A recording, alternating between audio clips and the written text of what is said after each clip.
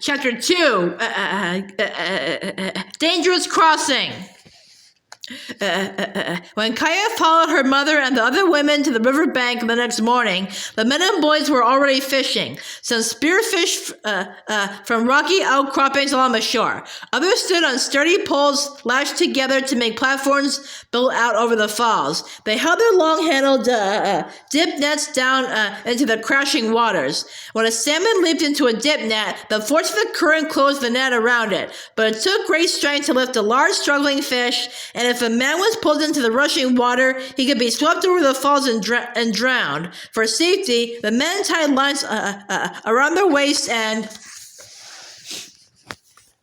secured the lines to rocks. Kaya shivered as she saw Tota and the others leaning over the raging waters.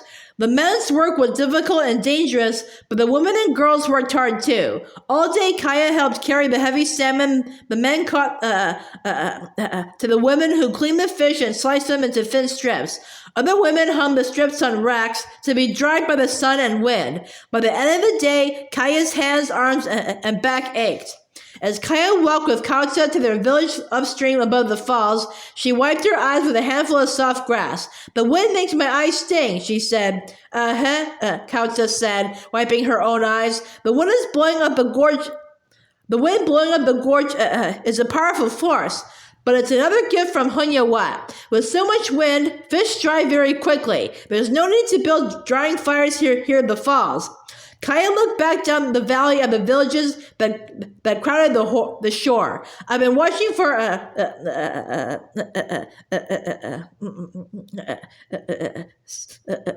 Salish people to arrive," she said. "Two hawks might come with them. They could be on the other side of the river," Kautsa said. "Two women came across today in a canoe to trade with us. I don't speak their language, but Crane Song knows it. The traders told her that newcomers from the north were putting up teepees over there." Kaya felt a shiver of hope. "Did they say anything about a blind girl?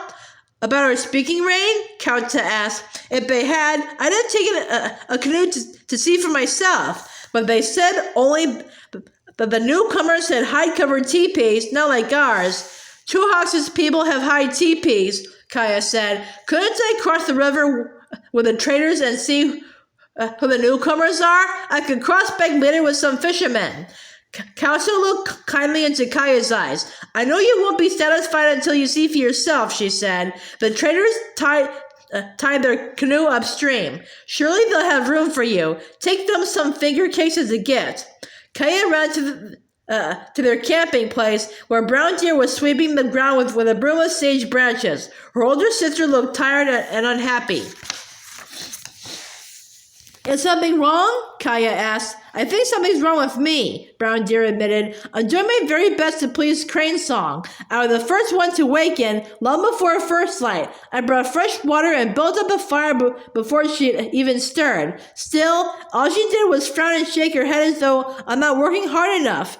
"You've always been hardworking and respectful," Kaya insisted, "and you're strong and good, too." "I'm trying my very best," Brown Deer said. "I don't think my best is good enough for Crane Song.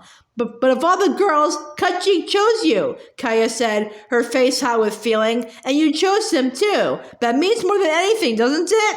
"It does to us," Brown Deer said. "But if Crane Song isn't convinced I'll make a good wife, Cut-Cheek's family won't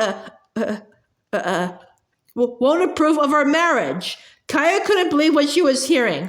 All her life she admired her older sister, and she feared she would never be as steady or as strong as Brown Deer. "What does Kautsa say about this?" she asked. "Kautsa says these things take time," Brown Deer said. "She says to be patient, that Crane Song might seem hard-hearted, but she's fair. What do you think, Kaya?" "I think Kautsa's wise in all things," Kaya said. "You can trust her judgment." "I hope so," Brown Deer said. "Everything depends on Crane Song's good opinion of me." She set aside the broom and got her knife and work bag. "I finished cleaning here," she said. "Now I have to join her. Wish me well, sister." Walking fast, she took the path toward where the women were cutting up salmon and spreading the strips onto drying racks. Kaya ran into their teepee and put a handful of cow's cakes into the bag she wore at her belt. Then she had an idea. She took Speaking Range doll from her pack and tucked it into her belt. If somehow she found her sister, she wanted to put the beloved doll into her arms, a sign that she never lost hope they'd be together again. Talo was sleeping in the shade beside the teepee. When Kaya came out with the doll, she crouched and he jumped up and licked her chin.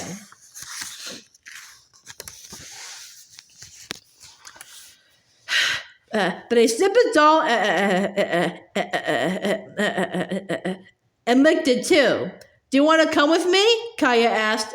Talo barked twice as if saying, He ran ahead as she raced up ashore to where two women were putting bundles into a dugout cedar canoe. Kaya threw the elder woman the words, "May I cross the river with you?" With her hands, the elder woman said, "Come with us." Gratefully, Kaya gave her the cow's cakes and climbed into the canoe, with Talo jumping in right behind. The young woman knelt in the prow of the canoe, and the elder woman sat in the stern. The elder woman expertly guided the canoe away from shore. Soon they were paddling across a place where the water was shallower and quieter than the rest of the river.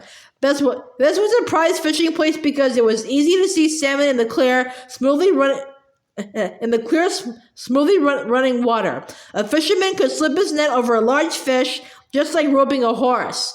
Kaya saw the boys Raven and Foxtail fishing together on a little island just downstream.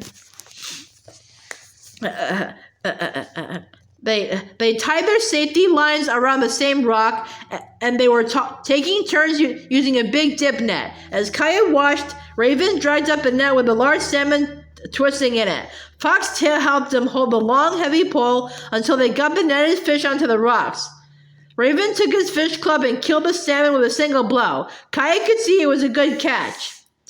The many fish leaping and splashing around the canoe excited Tatlo. He put his feet up on the side and barked at them. "Get down!" Kaya said. "Down!" She grabbed the big pup by the scruff of his neck and tried to make him sit, but Tatlo was too excited to sit. When a salmon jumped right next to the canoe, he lunged and snapped at it and toppled out of the canoe into the river. The surging current caught him and swept him downstream. "Help my dog!" Kaya cried. The wind whipped her braids across her face and tore away her words. She watched in horror as Tatlo struggled to swim in the churning river. His paws thrashed the water, and his amber eyes looked about wildly. Each time he came up for air, the current dragged him under again. Surely he'd be swept down to the falls and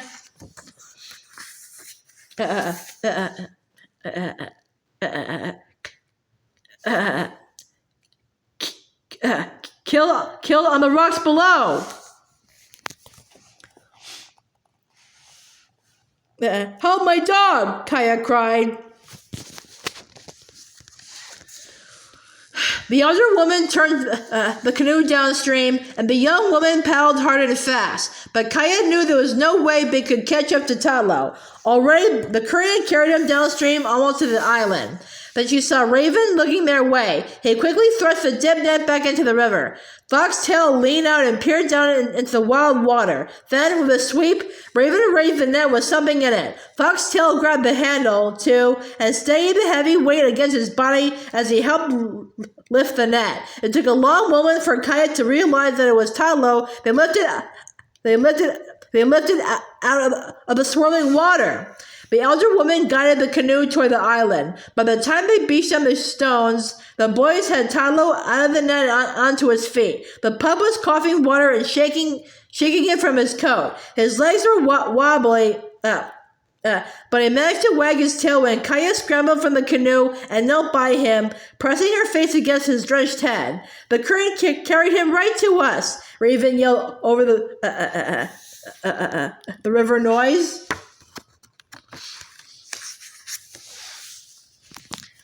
Then Foxtail leaned toward Kaya with a sly grin. He put his mouth near her ear and shouted, "Magpies don't know how to take care of dogs, That awful nickname again, but he's right, she thought. I didn't take care of Talo. I should have held him every moment.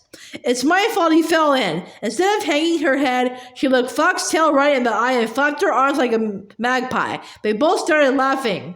Katzy yow yow, she shouted so the boys could hear her thanks. With Talo shivering against her legs, she climbed back into the canoe so that they could continue on to the opposite shore.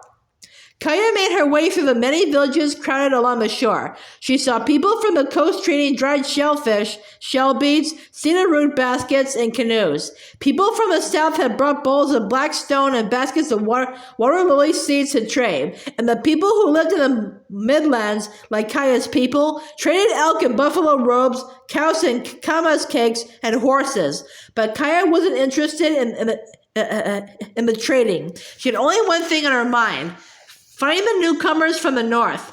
Talo stayed right by her side, his nose twitching at all the new scents around them. If any of the dogs that roamed about came too close to Kaya, a growl rose in his throat and his ears went back. He was such a loyal friend. How terrible if he had drowned because she hadn't kept him in the canoe. I'll take better care of you, she said, patting his shoulder. Kaya's ears buzzed with all the different languages she heard. From time to time, she stopped where women were cooking and threw them the words, "Where are the newcomers camped?" Always they pointed east, so she kept walking upstream.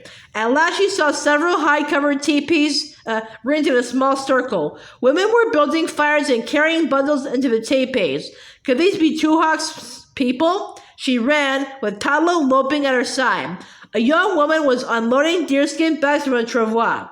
Kaya threw her the words, "What tribe are you?" The young woman cocked her head and studied Kaya closely. She sighed, I am Salish. What tribe are you?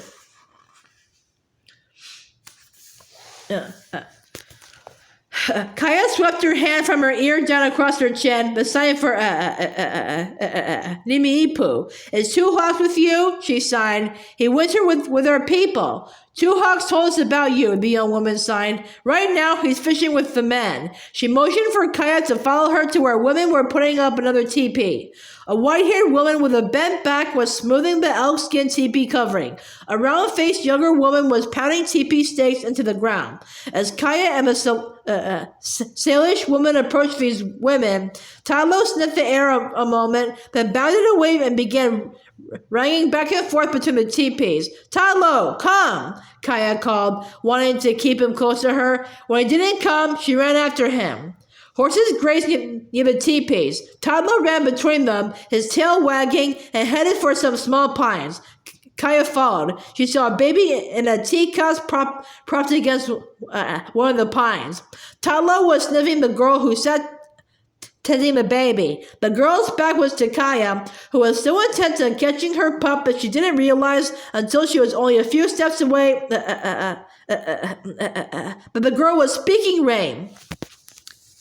Sister! My sister! Kaya cried. She felt tears stain her eyes as she went to her knees in front of Speaking Rain and seized her hand. You're alive! Kaya?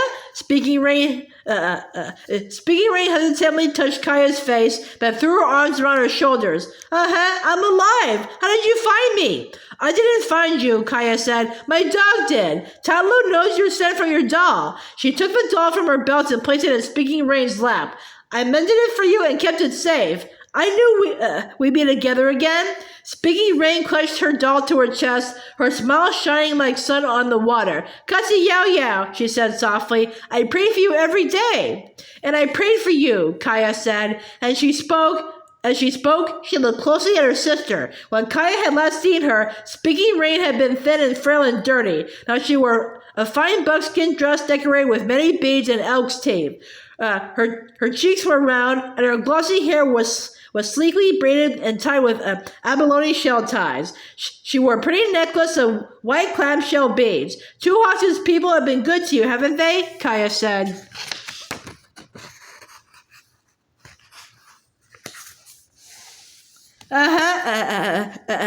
They've been very good to me, Speaking Rain said. Tala was gazing intently at Speaking Rain, and though he recognized her, Kaya placed her sister's hand on his head. Tala likes you. He's a smart dog, but even if he hadn't sniffed you out, I'd have found you. If Two Hawks didn't find you first, Speaking Rain said, he told me he was going to cross the river to look for you at sunup. Kaya took a deep breath. Brown Deer will be so excited to see you. Our parents will be so glad to have you with us again. Speaking Rain's face sobered. I have so much to tell you, she said, but I smell rain in the air, and don't you hear the wind rising? A storm is coming, and I should take the baby inside. Help me, and we'll talk more later.